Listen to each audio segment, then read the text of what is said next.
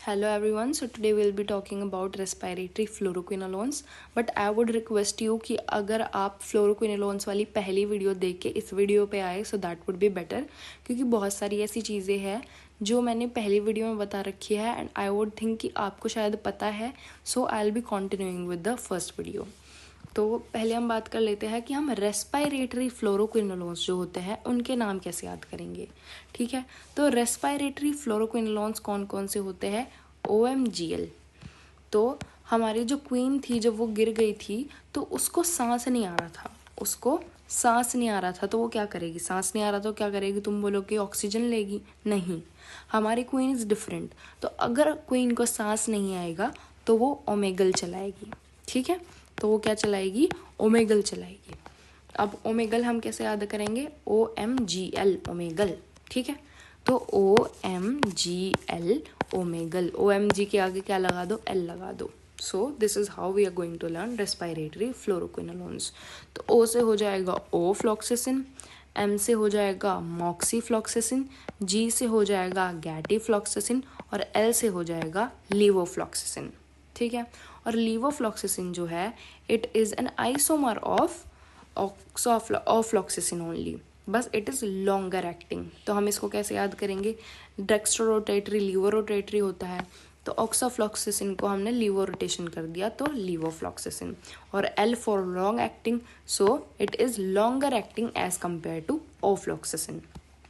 तो अब हम देखेंगे कि जब हम इसको रेस्पायरेटरी पर्पसेस के लिए यूज़ करते हैं तो ये कौन कौन से ऑर्गेनिज्म के अगेंस्ट इफेक्टिव होता है। So active against respiratory infection caused by gram positive bacteria, gram negative bacteria, atypical bacteria and Mycobacterium TB. तो ग्राम पॉजिटिव नेगेटिव याद रह जाएगा। एटिपिकल जिनके पास सेल वॉल नहीं होती जैसे कि माइकोप्लाज्मा, और माइकोबैक्टीरियम टीबी जो होता है वो मोस्ट कॉमनली मिलता ही है। तो रेस्पायरेटरी इन्फेक्शन में कौन कौन से ऑर्गेनिज्म के अगेंस्ट ये इफेक्टिव होते हैं, you will be able to learn this.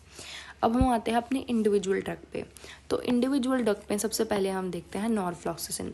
तो नॉरफ्लॉक्सिसिन के बारे में आपको पहले से ही क्या पता है? नॉरफ्लॉक्सिसिन के बारे में आपको पहले से ही पता है, नॉट ओरल। इसकी मतलब इसकी जो ओरल बायोअवेलेबिलिटी है it is minimum oral bioavailability, so we will be not using it orally, so not oral. और हमने इसके बारे में क्या देखा था? और हमने इसके बारे में देखा था दैट जो नॉरफ्लॉक्सिसिन होता है it is used in UTI। तो ये हम कैसे याद करेंगे कि N for norfloxacin, N for nalidixic acid, N for नाली, और नाली में क्या होता है? Urine. So norfloxacin is used in UTIs। और इसको हम UTIs में क्यों यूज़ कर सकते हैं? क्योंकि इसकी कॉन्सेंट्रेशन अच्छी आती होगी किडनी में। अगर इसकी किडनी में कॉन्सेंट्रेशन अच्छी आएगी इसका मतलब it is excreted by what? It is excreted by kidney. So norfloxacin is mainly excreted by kidney and it is used for UTI, that is urinary tract infections. अब हम आते हैं सिप्रोफ्लॉक्सिसिन पे। तो सिप्रोफ्लॉक्सिसिन बहुत सारी चीज़ों में यूज़ होता है, तो उसको हम याद कैसे करेंगे? जो सिप्रा थी वो बच्चे की मौसी थी, और वो बच्चे की मौसी को जब PTM में बुलाया तो वो कहाँ पे छुप के बैठ गई? वॉशरूम में छुप के बैठ गई। तो वॉशरूम में उसे क्यों जाना था? जहाँ जिससे कि उसके माइंड को पीस मिले। ठीक है, तो माइंड को पीस देने के लिए वो जो सिप्रा आंटी थी वो वॉशरूम में छुप के बैठ गई थी। तो माइंड से हो जाएगा, दिमाग में कौन सा इन्फेक्शन होता है? Meningococcal meningitis. माइंड मतलब कि मेनिंजाइटिस। तो मेनिंगोकोकल मेनिंजाइटिस जो होता है ये इसकी कीमोप्रोफाइलेक्सिस के लिए यूज़ होता है। ठीक है, अगर प्रेग्नेंट और चिल्ड्रन है तो उसमें यूज़ नहीं होगा, लेकिन अगर नॉर्मल लोग हैं, नॉर्मल एडल्ट है, तो उसकी मास कीमोप्रोफाइलेक्सिस में यूज़ होता है as it is given orally. अब पीस के लिए थी तो PEACE, इससे हम इसकी जो इंडिकेशंस है वो याद करेंगे।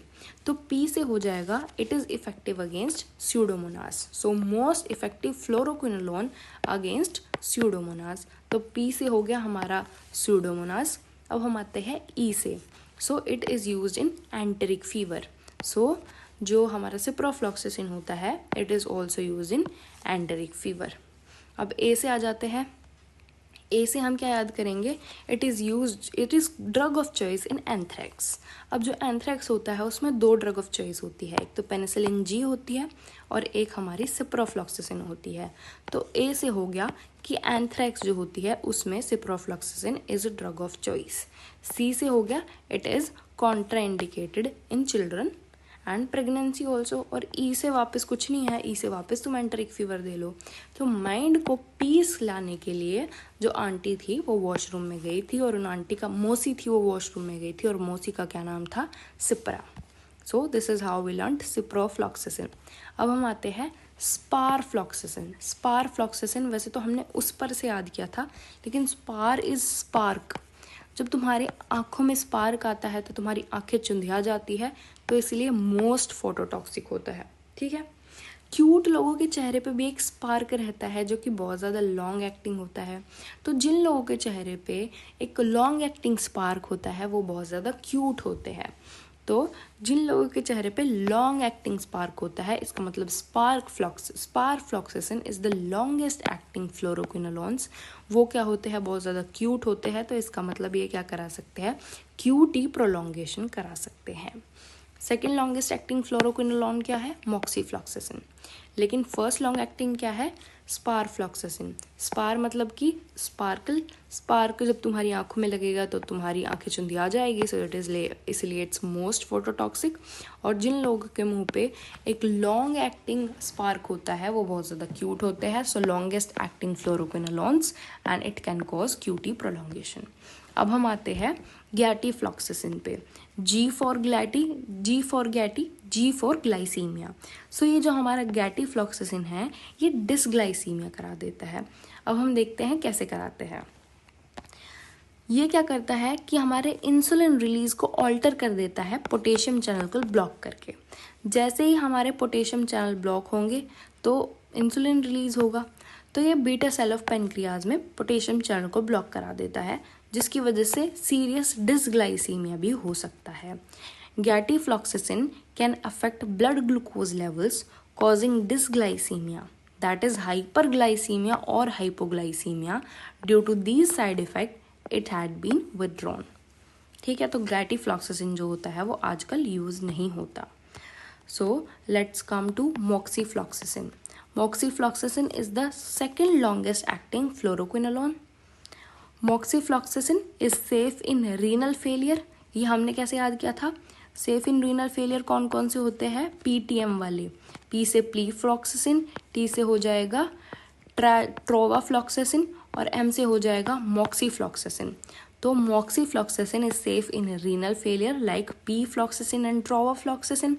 साथ में ये OMGL जो कि रेस्पायरेटरी फ्लोरोक्विनोलोन्स थे, जैसे कि ofloxacin, moxifloxacin, gatifloxacin and levofloxacin, ये उसमें भी आ रहा था। तो respiratory fluoroquinolones with wider spectrum used for treating many infection. ठीक है, so this is how we are going to learn. एक तो मॉक्सीफ्लॉक्सासिन जो है वो सेकेंड लॉन्गेस्ट एक्टिंग फ्लोरोक्विनोलोन्स है। दूसरी बात कि ये रेस्पायरेटरी फ्लोरोक्विनोलोन्स भी है। रेस्पायरेटरी फ्लोरोक्विनोलोन हमने कैसे याद किया था, OMGL, कि जब क्वीन को सांस नहीं आएगी तो वो ओमेगल चलाएगी। दूसरा, जब ये रीनल डिजीज में सेफ है, क्यों रीनल फेलियर में क्यों सेफ है, क्योंकि जब उसको PTM में बुलाया गया था तो वो वॉशरूम में चली गई थी, तो PTM में M आ रहा है तो उसमें भी मॉक्सीफ्लॉक्सासिन आ गया। अब जो मॉक्सीफ्लॉक्सासिन है it is effective against anaerobes.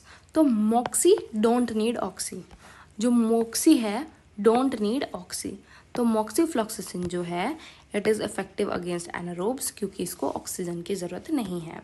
So this was all about fluoroquinolones and individual fluoroquinolones, respiratory fluoroquinolones, और इसके साथ हमारा फ्लोरोक्विनोलोन्स होता है पूरा। So thank you so much for watching, bye bye.